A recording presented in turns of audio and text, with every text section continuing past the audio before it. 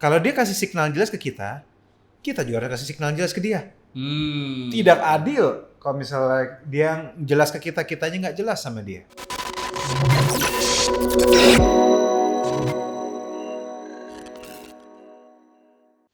Welcome back to to Real Talk atau Relationship Talk bersama Profesor Dr. Cinta Raguel Lewi, dan Pastor Brian Siawart of Empower ID. di mana no ken, No kaleng-kaleng, no bullshit. yeah. Yang ada di sini adalah kejujuran dan keaslian. Yes, kita bulan ini masih bahas PDKT dan ini dari minggu terakhir ya. Yep, dari seri ini dan kita akan ngomongin tentang Seni menolak. Oh, mampus nih. Ini hal-hal yang kita bicarakan di tempat ini tuh berdasarkan pengalaman, riset, dan ada penelitian dan survei dan semua. Jadi ada dasarnya. Ada dasarnya kuat banget sudah pasti. Dasarnya kuat. Karena gue sudah coba lihat. Jadi karena seni menolak ini seni. Karena kita terlalu sering tertolak. Dan cara handle penolakan itu seni sendiri, cara menolak itu seni sendiri, dan seringkali justru ketidakmampuan kita menolak itu yang bikin orang seakan di ghosting. Jadi ini teman-teman, menurut saya semua teman Empower itu perlu belajar namanya seni menolak. Ada seninya.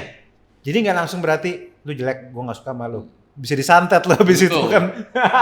Menolak itu bukan hal yang negatif. Iya. Selama kita melakukannya dengan melakukannya dengan tepat. Luar biasa. Jadi kadang gue juga teman-teman harus ngerti bahwa gue tahu kita lihat risetnya, banyak orang ghosting bukan karena mereka nggak mau, tapi karena mereka nggak berani nolak dengan berbagai macam alasan. Dan sebenarnya masuk akal.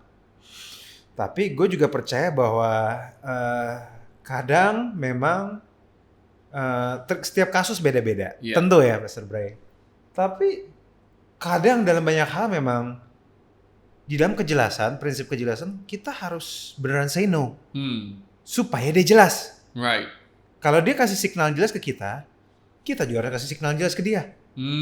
Tidak adil kalau misalnya dia jelas ke kita, kitanya nggak jelas sama dia. Iya. Memang banyak orang bilang ghosting itu adalah hak. Yes, gue ngerti ghosting itu adalah hak, gue setuju. Tetapi hak itu bisa dipakai, bisa enggak. Right. Hak bisa dipakai, bisa enggak. Dan kalau ternyata ghosting malah bikin menyakiti, malah tambah menyakiti, bagi gue, ya setiap orang beda-beda lah.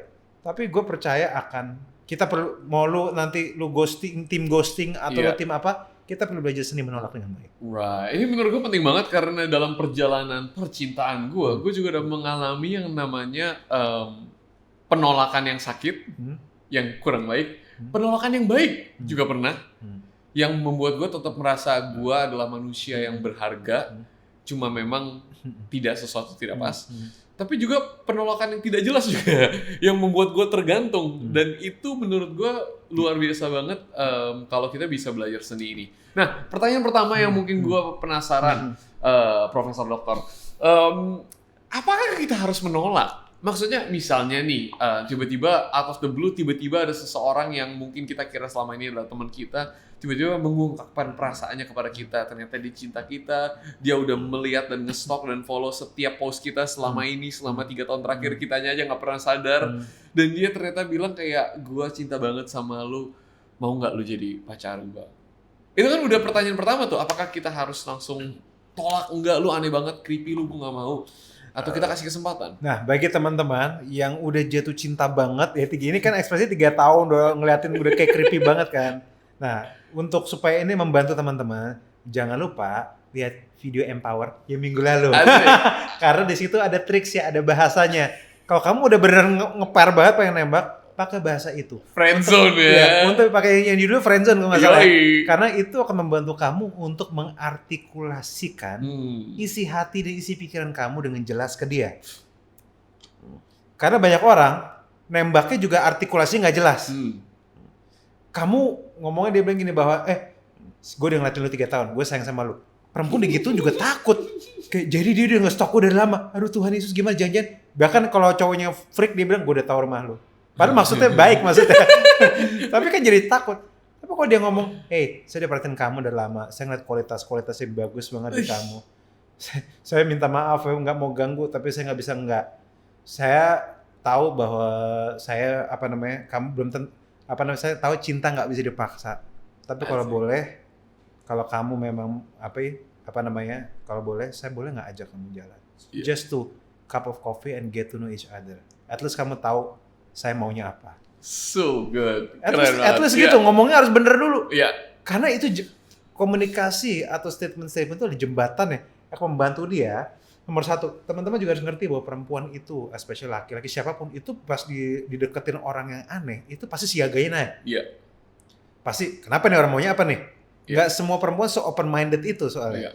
Tapi saat kamu kasih kata-kata yang clear, menenangkan, statement kunci, key statement yang jelas, itu membantu dia untuk, oh dia begitu, oke. Nah, sekarang mau nolak apa enggak? Yeah. Saya harus kasih tahu. Mau kamu nolak, mau kamu nggak nolak, sebenarnya nggak salah sih sebenarnya, nggak salah. Tapi yang jadi masalah adalah kamu harus cek dulu. Dia sudah lihat deketin kamu bisa bertahun-tahun. Kamu mungkin perlu lihat. Kalau misal kamu ngerasa dia menarik, kamu ngerasa statementnya dia kena sama kamu, be open minded lah. Kalau misal diajak ngopi dong nggak apa-apa lah.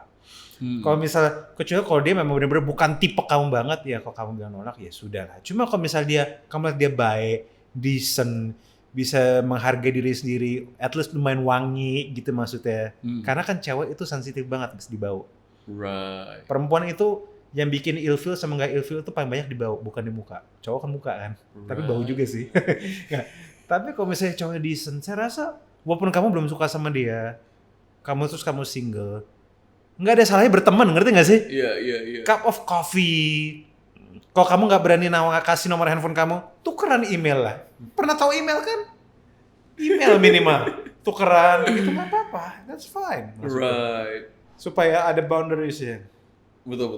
Penting banget. Ini berarti kita lagi ngomongin, hopefully nggak ada orang out of the blue terus tiba-tiba datang, gue suka lu mau jadi cewek atau gue atau enggak ya. Kan hopefully tidak seperti itu ya. Begitu takut. Mungkin pertanyaan mau ngopi nggak bareng, mau makan nggak bareng. Nah kalau ngomongin nolak artinya kita lagi ngomongin mungkin untuk sedikit klarifikasi kita lagi ngomongin penolakan yang lebih kayak mau jadi cewek gue atau enggak atau bahkan yang dari awal kita akan bahas yang mana nih? Profesor. Kita kan cenderung bahas dua-duanya karena dua-duanya butuh seni. Oke, siap. Catatan handphone gue udah terbuka. Kita akan praktikal ya. Iya. Asik. Coba. Gak penasaran. Soalnya banyak juga pertanyaan-pertanyaan kayak gitu kan. Kan kayak misalnya sebenarnya gimana sih cara nolak tapi nggak merusak persahabatan. Banyak cewek, especially cewek, kalau di Indonesia ya, yang pengen dia pengen nolak tapi ternyata yang deketin itu temennya. Takut deh, kalau nggak usah persahabatan gimana? Nah ini yang kita perlu mikir. Tapi gini, pertanyaan saya harus mikir lagi, kamu mau nolak dia apa enggak? Mau kasih kesempatan, ngobrol seminggu 2 minggu, atau maksudnya izinkan dia berjuang, atau memang kamu udah tutup pintu sama sekali? Itu juga si perempuannya atau si yang ditembak tuh harus sadar. Kamu harus tahu dulu. Mungkin kalau misalnya dia memang baik dan kamu senang ngobrol sama dia, kasih kesempatan ngobrol 2-3 minggu, why not? Tapi kalau udah nggak cocok, say no nggak apa-apa. Yang penting dia sudah berusaha. Tapi kalau misalnya kamu nolak, udah nggak suka, kita juga harus ngerti bahwa pada waktu kita menolak pun memang ada resiko kehilangan teman, tapi kita harus terima.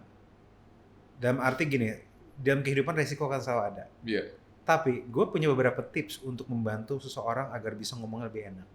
Apa itu? Pertama, by research. Pertama, kamu harus affirm rasa sayangnya dia, bahwa kamu menghargai, bahwa kamu peduli, bahwa memang kamu juga sayang, tapi kamu merasakan rasa sayang berbeda. Tapi kamu juga bilang bahwa kamu tidak mau bertemannya itu rusak. Tapi kamu bisa mengerti kalau misalnya dia menjauh dari kamu sebentar. Tapi someday kamu akan tetap buka pintu bagi dia. So kira-kira mungkin idenya kayak gini. Hey, saya udah dengar perasaan kamu. I just want to say thank you. It's beautiful. Aku ngerasa terhormat. Kamu pria atau kamu manusia yang sangat baik. I always admire your strength. I always admire gini. Tapi jujur sedetik ini, aku sayang sama kamu. Tapi mungkin sayangnya kita berbeda. Tapi begini, aku ngomong begini bukan karena gimana-gimana, tapi karena aku mengasihi kamu dan aku tidak mau memperpanjang penderitaan kamu dan merasa digantung dan sebagainya. Karena aku tahu digantung itu nggak enak. Aku tahu sehabis ini mungkin kamu akan menjauh dan sebagainya. Aku tidak ingin kamu menjauh. You are my very good friend.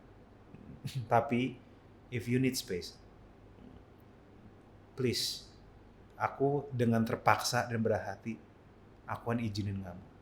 Karena harus ngomong bahwa ini kamu terpaksa berat hati. Tapi let me tell you something. If someday kita jadi teman lagi, I want it to be like that. Gila, itu bagus banget. Jadi kita affirm dulu. Affirm. Ya, kita affirm perasaan affirm mereka. Perasaan dia. Tapi be clear dengan perasaan kita juga. Habis itu clear dengan perasaan kita. Clear. Tapi bahasanya jangan bilang aku nggak suka sama kamu. Iya. Dan kita juga, jangan lupa ada satu lagi. Kita juga harus ngomong bahwa ini bukan salah kamu. Iya. Dan ini bukan salah aku juga. Memang perasaannya lagi beda aja. Iya. Tapi kita juga harus ngomong juga. Ini ada beberapa yang lupa bahwa bisa nggak perasaanku di masa depan berubah? Bisa, tapi belum tentu juga. Right. Terus ya apa namanya? Kita harus affirm banyak hal. Jadi afirmasi perasaannya. Afirmasi juga, be honest with your feelings. Iya. Be honest dengan kemungkinan masa depan. Bahwa belum tentu juga. Iya. Be honest dengan bahwa perasaannya berbeda. Be honest bahwa kalau kamu ngerti resikonya bahwa mungkin aja dia bisa menjauh karena merasa nggak enak dan malu. Tapi be honest juga bahwa ini bukan salah kamu dan dia. Perasaan kan bisa muncul tiba-tiba. Iya. Be honest juga bilang bahwa kamu nggak mau kehilangan dia sebagai teman. Tapi kamu sebagai manusia harus memberi ruang bagi dia. Iya. Untuk dia memberi ruang. Memberi ruang. Iya. Punya dia butuh ruang sendiri untuk make sense lagi perasaannya dia. Right. Dan untuk agar dia kembali ke kamu dengan pada waktu kepelukan persahabatan kamu dengan hati yang lebih rela. Iya. Jadi afirmasi itu penting teman-teman. Teman-teman, bagi teman-teman yang dengar ini perlu dicatat baik-baik karena ini akan membantumu. Karena sebisa mungkin titik-titik ini perlu ada. Supaya karena ditolak itu sakit. Iya. Tapi ditolak dengan alasan jelas, ekspektasi yang jelas akan membantu dia mengurangi sakitnya. Iya, karena dia nggak membawa itu kembali ke personal, apa yang salah sama gue, kenapa gue kurang ini, gue kurang karena itu. Yang paling sakit adalah pada waktu kita merasa bahwa ini salah gue kurang ganteng, Identitas kurang ini, goyah. Identitasnya goyah. Kasian juga. Karena it's sebuah realita kalau banyak laki-laki atau perempuan menggantungkan identitas mereka dari penerimaan. Iya. Masuk akal kalau begitu mereka tidak diterima, identitasnya terganggu. Right. Satu sisi memang di gereja perlu diajarin identitasmu kamu sudah diterima Tuhan. Yeah. Tapi kadang kan memang realitanya mereka terganggu kan maksudnya kan. But that's fine. Tapi makanya sebagai yang menolak, kamu juga harus belajar berempati. Iya. Bahwa yang ditolak ini identitasnya bisa terganggu. Right. Dan kamu harus ngomong jelas supaya dia nggak supaya dia nggak ngintilin kamu lagi. Right. Kamu harus ngomong jelas, tapi satu sisi penuh kasih. Nah, afirmasi itu hotspot itu penting. Iya. Titik-titiknya itu penting supaya dia dapat itu clear. Iya. Kamu nggak mau sama dia, kamu mau dia sebagai teman, kamu nggak mau dia sebagai pacar, kamu sedih dia menyingkir, tapi kamu kasih dia ruang, tapi kamu kasih dia pelukan kalau dia kembali lagi dan tidak akan awkward. Dan ini bukan salah dia. Wow, itu dia teman-teman, harus banget dipraktekin banget. Gue berharap selama ini yang nolak gue semua bisa melakukan itu, tapi seringkali bukan itulah yang terjadi biasanya. Tiba-tiba dia ghosting, tiba-tiba sore gue nggak suka sama lo. Kasar. Kita harus menjadi orang yang lebih pintar aja ya. Menolak itu bukanlah hal buruk selama kita melakukannya dengan baik. Betul. Dan jangan lupa gini, terus ditolak sama digantung sakit nggak? Sama-sama sakit. Tapi saat kamu, ini yang gue percaya, saat kamu terbiasa menggantung, saat kamu izinkan diri menggantung, kamu lagi nyakitin orang. Nah, tapi gini, digantung sama ditolak sama-sama sakit. Tapi satu sakit yang nusuk, satu sakit yang mengobati. Pilih sakit yang mana? Menolak itu juga sakit, tapi mengobati. Membuat karena orang sakit kan menolak, banyak yang bilang kayak, tapi gue nggak tega untuk menolak karena nggak mau sakit nggak mau menyakiti. Tadi ada quote yang lu sempat bilang itu bagus banget itu. Ya kalau kamu menolak, tunggu tadi quote gue apa? Itu bagus banget itu quote. Itu harus keluar. Kalau nggak berani nolak, biasanya kamu akan berani nyakitin. Justru gara-gara tidak berani nolak, Justru kamu menyakiti dia. Karena kamu tidak memberi kejelasan. Kalau kamu nolak, nyakitin juga nggak? Iya, nyakitin juga. Cuma sakit dia itu kayak obat. Yang obat yang lama-lama akan menutup lukanya dia. Dan bahkan akan membuat dia menghormati kamu. Karena kamu nolaknya dengan elegan, clear, komunikatif, jelas, tapi ramah. Empower Mari menjadi penolak yang luar biasa. Oh my gosh. Tapi semakin kita menjadi penolak yang baik, maka semakin orang akan lebih terbuka dan clear, dan hopefully dunia bisa menjadi seperti itu ya. Dimana semua itu clear. Ingat, kalaupun dia ditolak, dia bisa nggak menyingkir jadi karena awkward sama kamu? Bisa. Needs time memang. Tapi saya udah temuin juga, walaupun udah ditolak lama gitu ya, kalau memang mereka punya aura berteman yang baik, 3-4 tahun kemudian jadi teman lagi kok. Tenang aja. Hidupmu nggak berhenti hari ini. Yang terbaik masih di depan. Dengan itu kita akan mengakhiri episode kali ini. Thank you so much guys. Kita akan see you di episode berikutnya, dan kita akan melakukan seri baru. Jangan lupa di like, comment, share, subscribe. See you guys.